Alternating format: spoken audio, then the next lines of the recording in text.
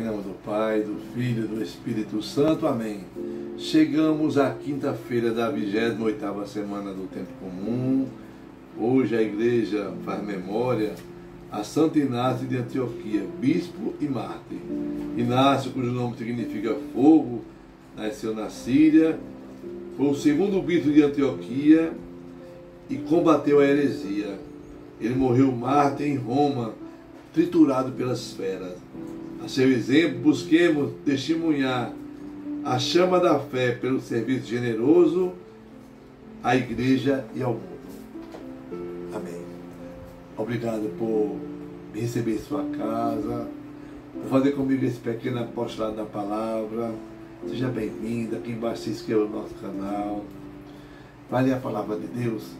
Peçamos junto a Deus uma graça. Senhor, que todas as minhas intenções, todos os meus pensamentos, todos os meus sentimentos sejam voltados para o teu louvor e para o teu serviço. Hoje redaremos com a carta de São Paulo aos Efésios, no capítulo 1, versículo de 1 a 10.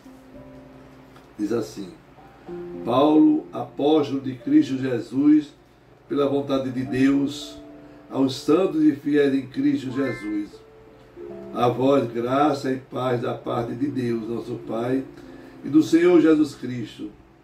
Bendito seja Deus, Pai de nosso Senhor Jesus Cristo. Ele nos abençoou com toda a bênção do seu Espírito em virtude de nossa união com Cristo no céu. Em Cristo, Ele nos escolheu antes da fundação do mundo para que sejamos santos e irrepreensíveis sob o seu olhar no amor.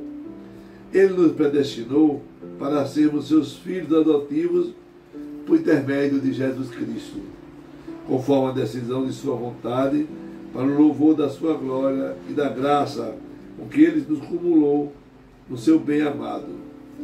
Pelo seu sangue nós somos libertados.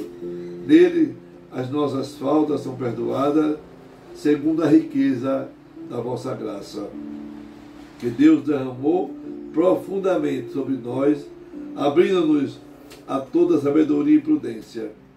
Ele nos fez conhecer o mistério da sua vontade, o desígnio benevolente que antemão determinou em si mesmo, para levar à plenitude o tempo estabelecido e recapitular em Cristo o universo inteiro, tudo que está nos céus e tudo que está sobre a terra. Palavra do Senhor. Graças a Deus. Salmo responsorial 97 e 98. O Senhor fez conhecer seu poder salvador perante as nações. Cantai ao Senhor Deus um canto novo, porque Ele fez prodígios. Sua mão e seu braço forte e santo alcançaram-lhe a vitória. O Senhor fez conhecer seu poder salvador perante as nações. O Evangelho está em Lucas, no capítulo 11, versículo de 47 a 54. Naquele tempo disse Jesus: ai de vós, porque construís os túmulos dos profetas, no entanto, foram vossos pais que os mataram. Com isso, vós sois testemunha e aprovai as obras dos vossos pais, pois eles mataram os profetas e vós construís os túmulos. É por isso que a sabedoria de Deus afirmou: eu lhes enviarei profetas e apóstolos, e eles matarão e perseguirão alguns deles, a fim de que se peçam contas a esta geração do sangue de todos os profetas, derramado desde a criação do mundo, desde o sangue de Abel até o sangue de Zacarias, que foi morto entre o altar e o santuário. Sim, eu vos digo, serão perdidas contas disso a esta geração. Ai de vós, mestres da lei, porque tomaste a chave da ciência, vós mesmos não entraste ainda, impediste que os que queriam entrar. Quando Jesus saiu daí, os mestres da lei e os fariseus começaram a tratá-lo mal e a provocá-lo sobre muitos pontos. Armavam ciladas para pegá-lo de surpresa por qualquer palavra que saísse da sua boca. Palavra da salvação. Glória a vós, Senhor. que a palavra do Santo Evangelho perdoe os nossos pecados. Amém. A liturgia do dia de hoje, ela nos apresenta uma continuação dos Ai de Vós de ontem, que falou Jesus. Hoje Jesus fala não mais da hipocrisia, mas fala hoje da morte dos profetas. Os profetas que serão perseguidos e mortos, os profetas enviados por Deus. Cuidado. Não se apodere da fé jogando fora os profetas de Deus. O que você gosta tem que ser o gosto da igreja e não do povo.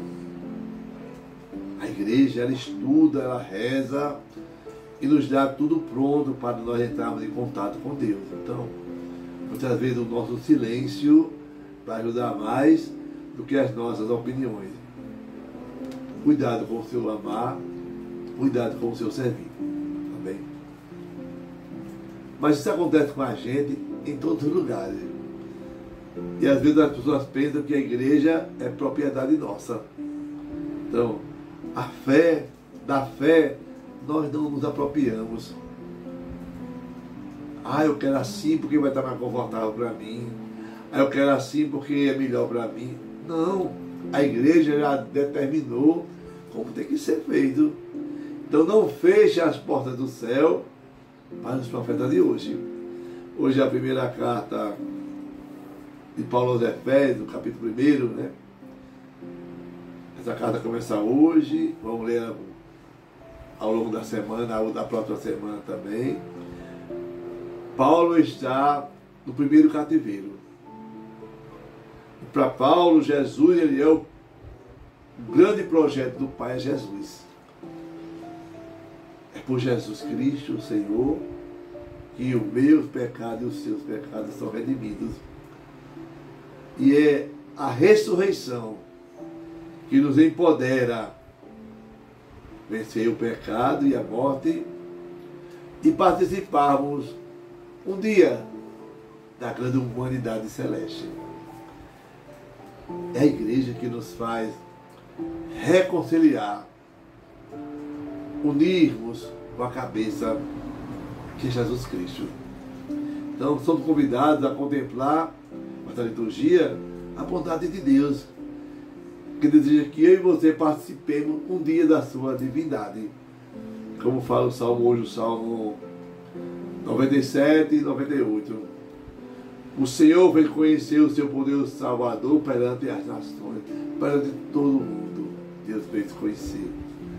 E Lucas hoje, no capítulo 11, a liturgia nos fala que Jesus denuncia aquele povo que persegue os pobres. E para ele as portas do céu estão fechadas. E os mestres da lei, ele nem entra no céu, nem deixa o outro entrar também. Às vezes a gente é assim, né? A gente converte em alguns pontos da nossa vida e às vezes nos tornamos, com essa conversão, católicos medíocres. A mediocridade não move ninguém, nem a mim, nem a você. Então, não impeça os outros que estão atrás de nós a acompanhar essa sua fé caduca, uma fé sem vida, entendeu? Então a gente tem que ter muito cuidado, nós que estamos na frente da igreja. E o povo tinha uma paixão grande por Jesus, porque Jesus ele era um homem ungido, ele não era um homem insosso, não. E todos viam em Jesus quando ele falava a verdade. Até as prostitutas, os pecadores públicos, os ateus, todos se moviam em direção a Jesus. Mas é esse mesmo povo que se movia em direção ao Mestre, que não via propósito nem sentido que valesse a pena sair do pecado. Eles viviam uma fé caduca, pesada. Ô diabo, teria não. Por exemplo, você hoje tem uma namorada, namora, e a igreja diz assim, olha, só pode habitar, ter habitação mútua, deitar com a sua noiva, se você, quando for casado. Aí eu digo, isso é besteira da igreja, não é assim não. É assim. O sacramento do matrimônio é um toque de Deus nos dois, que se tornarão um só. Então nós temos que pedir a Deus, e tem muita gente que guarda esse pecado com você mesmo. Ah, isso é besteira, eu vou para a igreja, eu vou para a missa. Isso é besteira, eu vou rezar. Isso é besteira. Não é besteira, né? A gente pede a Deus que Ele nos abençoe, para que nós não sejamos pecadores públicos. Santo Inácio de Antioquia, ele escreveu sobre a Eucaristia lá no ano 107. E lá foi ele que falou sobre o sacerdócio. E nós temos um homem que derramou seu sangue nessa autenticidade. Ele moveu pessoas até hoje a se voltar para Jesus. Eu pergunto, quem você está movendo? Quem eu estou movendo? Quem nós estamos movendo para levar até Jesus? Nesse mundo cheio de pecado. E nós dentro da igreja, cheio de crises. Na própria igreja estamos perseguindo uns aos outros. Coisa feia, né? E a gente não pode falar. Se você falar, você é colocado em escanteio. Se você falar, você está contradizendo contra as pessoas. Fica horrível, né? Ninguém sabe escutar o outro. O Evangelho, eu vejo, ele me dá sabor e ajudar na obra da criação, ajudarmos uns aos outros. Quem vai valer a pena nessa vida é Jesus, não é ninguém. E quando Jesus sai do local, os mestres da lei, os fariseus, eles ficam se juntando. Eles não são amigos, né? Eram inimigos cerrados, mas agora, como eles querem matar Jesus, ficam todos juntos. Aí criam um inimigo em comum, Jesus Cristo. É coisa triste, né, pessoal? Quando a gente está na igreja, a gente faz de tudo para manter a unidade.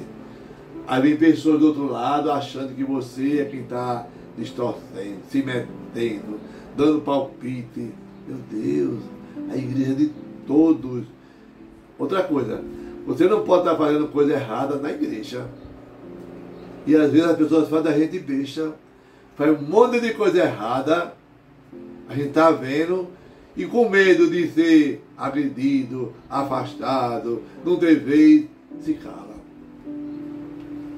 Se você se calar, as pedras falarão. A gente precisa criar vergonha na cara e ver que qualquer palavrinha que sai da minha boca, da sua boca, pode condenar você. Pode colocar você como o pior dos inimigos. Eu conheço muita gente que atrapalha a vida da comunidade. Eu peço a Deus, meu Deus, misericórdia, por esse povo mimizento. Busquemos tudo em Deus e muito mais nos será acrescentado. Não temos pelo Evangelho de cada dia. Deus que está escondido, Ele vê todas as coisas. É Deus que vai nos mostrar a verdade. Se hoje somos odiados, maltratados, machucados, por pessoas que vivem pecados gigantescos, vivem de acordo com o que o diabo gosta, não se preocupe. Mostre que ele precisa sair do pecado, que ele precisa sair da rampa do inferno, não vai cair. Então não fique pegando assim na comunidade, no seu trabalho, na sua casa, palavrinhas e que polêmicas. Não. Palavrinhas usaram os fariseus, saduceus, o mestre da lei, para matar Jesus. Cuidado com o que você articula para não prejudicar o Filho de Deus. Então, precisamos a Deus a graça de buscarmos em tudo o Evangelho, a palavra da salvação. Vamos dar a nossa vida por Cristo, que nós possamos um dia entrarmos no céu e ao chegarmos na porta do céu, Deus possa nos abrir e colocar para dentro e dizer: seja bem-vindo, meu filho amado. Tive fome e tu me deste de comer. Tive sede e tu me deste de beber. Amém. Que dê sobre você a bênção do Deus Todo-Poderoso, o Deus que é Pai, Filho, Espírito Santo. Amém. Paz e bem.